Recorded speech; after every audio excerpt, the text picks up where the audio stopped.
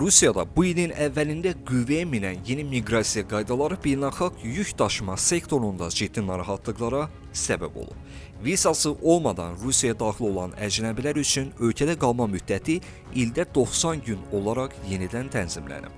Əvvəlki tətbiqdə 180 gün ərzində 90 gün qalmaq hüququ verilirdi. Yeni qaydalar isə xüsusilə qonşu ölkələrdən gələn və tez-tez səfər edən tır sürücülərini birbaşa təsir edər.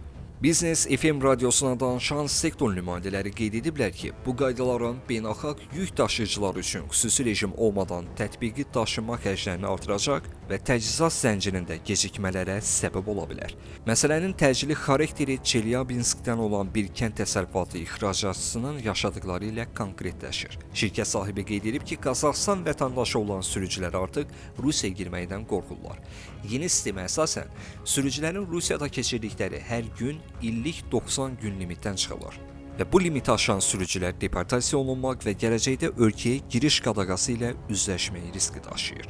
Daha kritik məqam isə bu müddətin Rusiya və Belarus üçün birgə hesablanmasıdır.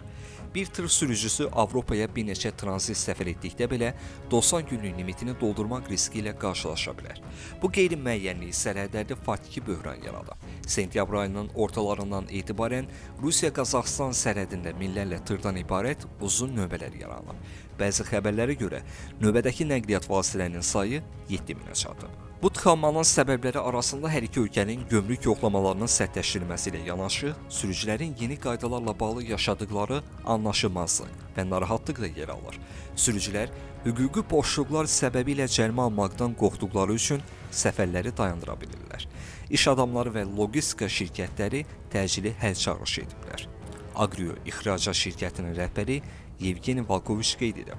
Beynəlxalq yük daşıma sürücüləri üçün ayrıca hüquqi rejim yaradılması vacibdir. Mövcud vəziyyətdə səfəri zamanı kabinəsində qalan və burada daimi yaşamayan bir sürücünün bu qaydaya necə əməl edəcəyi qeyri-müəyyəndir. Bu vəziyyət artıq çətin iqtisadi şəraitdə mübarizə aparan biz ixracatçılar üçün daşınma xərclərini daha da artıraraq təchizat zəncirinin qırılma nöqtəsinə gətirə bilər.